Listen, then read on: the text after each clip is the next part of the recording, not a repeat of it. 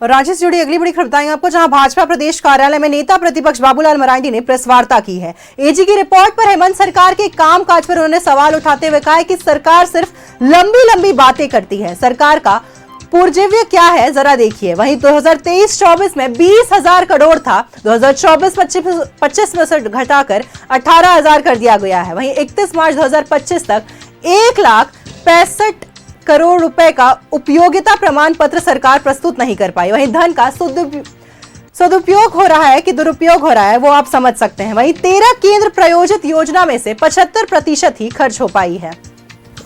केंद्र सरकार द्वारा बनाए गए नियमों का पालन क्यों नहीं करती है, जबकि देश का संपूर्ण राज्य पालन करता है। प्रमाण पत्र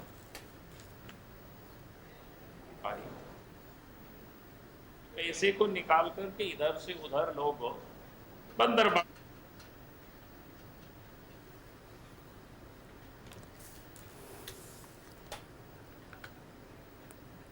तो बड़ी खबर बता दें आपको, जहां नेता प्रतिपक्ष बाबूलाल मरांडी ने प्रेस वार्ता की है, जहां सीएजी की रिपोर्ट पर सूबे की राजनीति गरमाती हुई नजर आ रही है। 20,570 करोड़ था, 24-25 में उसको घटा करके 18,410 करोड़ रुपया रह गया, यानी 2,160 करोड़ रुपया की कमी आई। यानी झारखंड में डेवलपमेंट आगे बढ़ा के पीछे लौटा, तो इससे आप आसानी से अंदाज। 2024-25 में राज्य का जो कुल बजट था 1,50,938.84 करोड़ रुपया।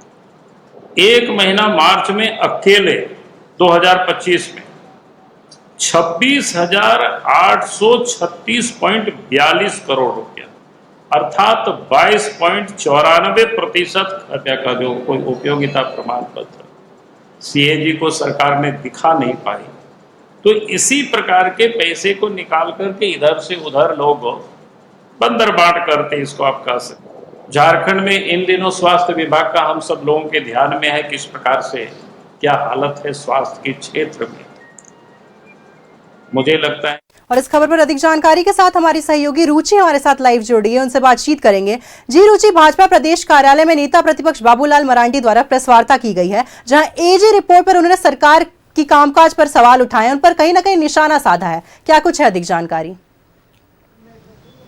बिल्कुल, देखिए बाबूलाल मरांडी जो नेता प्रतिपक्ष हैं, आज बीजेपी प्रदेश कार्यालय में उन्होंने प्रेस को संबोधित करते हुए कई सारे सवाल, जो रिपोर्ट आई है उसके जरिए, चूंकि उन्होंने कहा कि एक दिन पूर्व ही सत्रावसान हो गया, जब एक दिन पूर्व सत्रावसान हुआ और उस दिन रिपोर्ट जो पेश की गई, तो वो रिपोर्ट जो है, कल तो मैंने स्टडी नहीं किया था, लेकिन अब स्टडी करने के बाद ये कुछ महत्वपूर्ण बातें, चूंकि सभी को रख पाना पॉसिबल नहीं है, तो ऐसे में जो कुछ महत्वपूर्ण चीज़ें हैं उसे मैं प्रेस के सामने रख रहा हूं। देखिए, कई जो आंकड़े उन्होंने बताए हैं वो चौंकाने वाले हैं, चूंकि जो आंकड़ों के अनुसार अगर बात की जाए तो जो यूटिलिटी सर्टिफिकेट होता है, यानी कि उपयोगिता प्रमाण पत्र होता है, वो सरकार के द्वारा केंद्र को नहीं दिए गए हैं। वहीं केंद्र से जो कई योजनाएं चल रही हैं उसकी रफ्तार यहाँ पर कितनी धीमी है, कितना कार्य हो पाए हैं, उन सारी चीज़ों को जो है बाबूलाल मरांडी ने विस्तृत रूप से प्रस्तुत किया है। वही कहा कि टेंडर स्कैम जो है वो किस तरीके से यहाँ पर चलता है, जब कोई टेंडर भरता है तो उसे निकालने में जो है 4 महीने से भी अधिक लग जाते हैं, तो ये प्रक्रिया जो है काफ़ी जटिल हो जाती है और एक ही व्यक्ति को बार बार टेंडर मिलता है। तो कई रिपोर्ट के माध्यम से कई ऐसे सवाल जो हैं वो सरकार पर खड़े होते, गंभीर प्रश्न खड़े होते हैं। बाबूलाल मरांडी ने आंकड़े भी बताए। देखिए, निकाय से संबंधित भी उन्होंने कहा कि केंद्र, चूंकि यहाँ पर निकाय चुनाव नहीं हुए थे, तो जो राशि आती थी वो राशि जो है अब वो नहीं मिल पाएगी। तो ऐसे में सरकार का जो रवैया है वो उस पर सवाल उठाए हैं। कहा कि कोई भी देश का कोई ऐसा स्टेट नहीं है कि अगर केंद्रांश उसे मिलता है तो उसका उपयोगिता प्रमाण पत्र देने में, यूटिलिटी सर्टिफिकेट देने में वो पीछे रहती है। नेक्स्ट, अगर केंद्र से राशि लेनी होती है तो जो पूर्व में खर्च की गई राशि के जब तक हम हिसाब किताब नहीं देंगे तब तक वो नेक्स्ट अमाउंट जो है वो वहाँ से रिलीज नहीं होगा। तो ये सारी बातें देखिए नेता प्रतिपक्ष बाबूलाल मरांडी ने कही है। और देखिए, उन्होंने, चूंकि राज्य का अभी सबसे बड़ा विषय जो है वो जेपीएससी, जेएसएससी में हुई भारी अनियमितता को लेकर के चल रहे प्रदर्शन को लेकर के है, क्योंकि आज 19वां दिन है और छात्र आंदोलनरत हैं।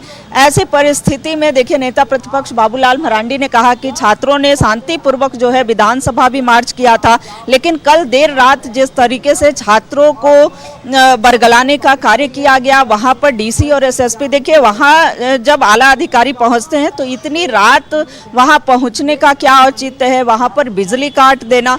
तो जब छात्र शांतिपूर्ण तरीके से अपनी मांगों को रख रहे हैं सरकार के सामने, तो मांगों को मान लेने में क्या हर्ज है।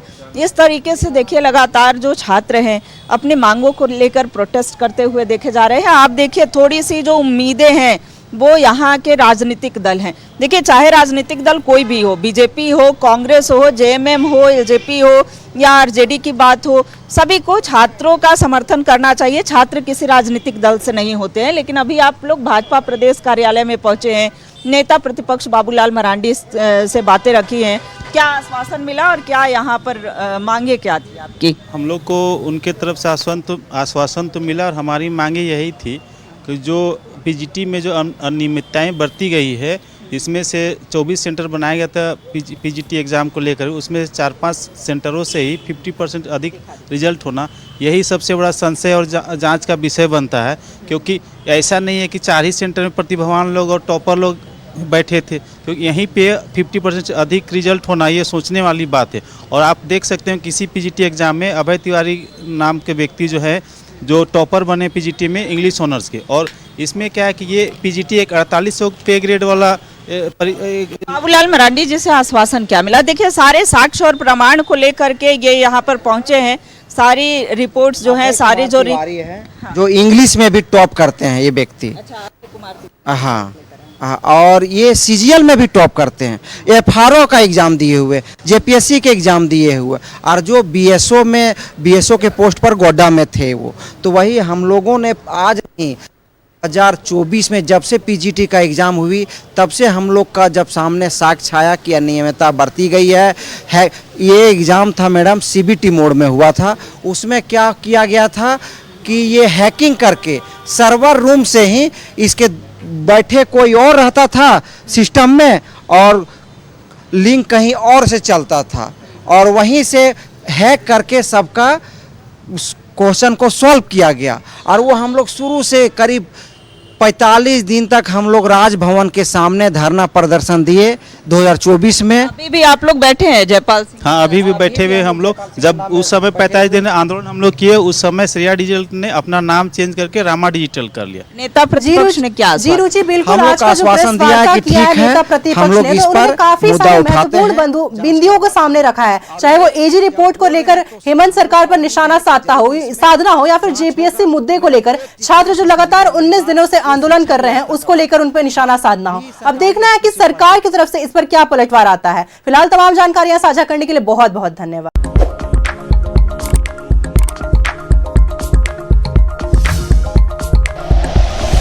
Like and share videos, subscribe करें हमारा चैनल और प्रेस करें बेल आइकॉन। न्यूज़ 11 भारत, सच है तो दिखेगा।